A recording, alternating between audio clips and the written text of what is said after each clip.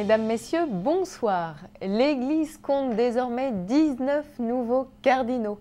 Samedi, dans la basilique Saint-Pierre, a eu lieu le consistoire pour la création des nouveaux cardinaux. 16 électeurs en cas de conclave de moins de 80 ans et 3 cardinaux émérites. Cette cérémonie solennelle s'est déroulée en présence du pape émérite Benoît XVI, sa première apparition publique depuis sa renonciation en février 2013. Un moment historique lorsque le pape François est venu le saluer chaleureusement. Chaque cardinal a reçu des mains du pape la barrette, cette coiffe rouge à 4 bords, l'anneau cardinalis et la charge symbolique d'une église de Rome. Dans son homélie, le pape François revient sur la mission du cardinal. Écoutons-le. L'Église a besoin de vous, de votre collaboration et plus encore de votre communion, communion avec moi et entre vous.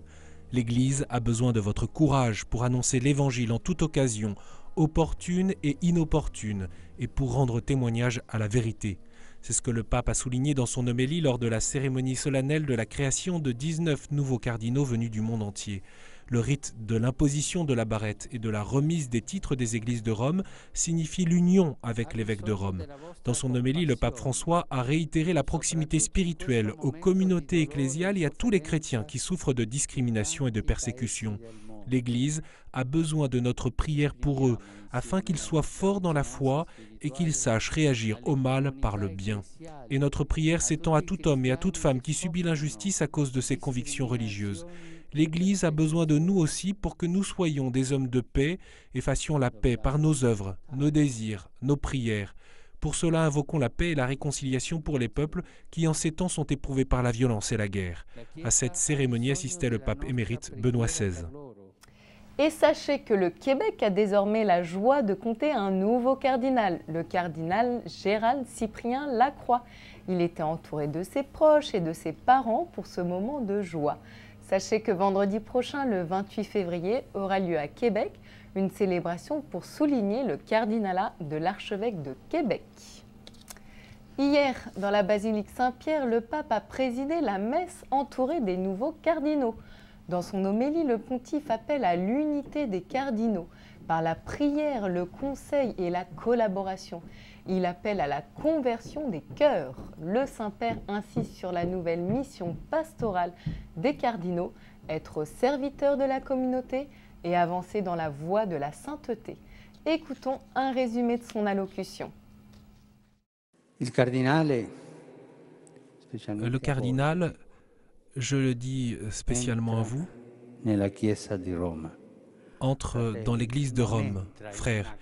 Il n'entre pas dans une cour. Évitons tous et entraînons-nous pour éviter des habitudes et des comportements de cour. Intrigues, bavardage, cercle, favoritisme, préférence. Voici l'exhortation que le pape François a adressée aux nouveaux cardinaux créés lors du consistoire de ce samedi en la fête de la chaire de l'apôtre Pierre. Ces paroles simples tracent un itinéraire bien défini. À celui qui veut le suivre, en fait, Jésus demande d'aimer celui qui ne le mérite pas, sans contrepartie, pour combler les vides d'amour qu'il y a dans les cœurs, dans les relations humaines, dans les familles, dans les communautés et dans le monde.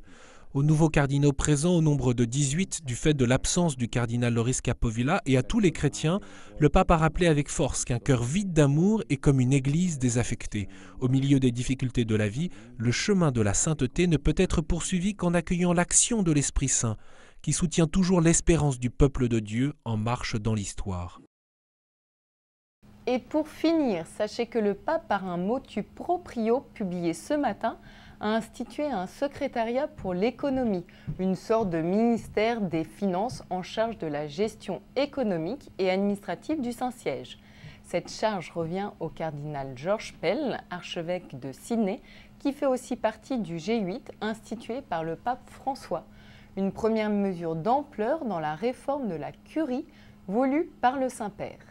C'est la fin de cette émission. Merci de l'avoir suivi. Bonne soirée à tous. À demain.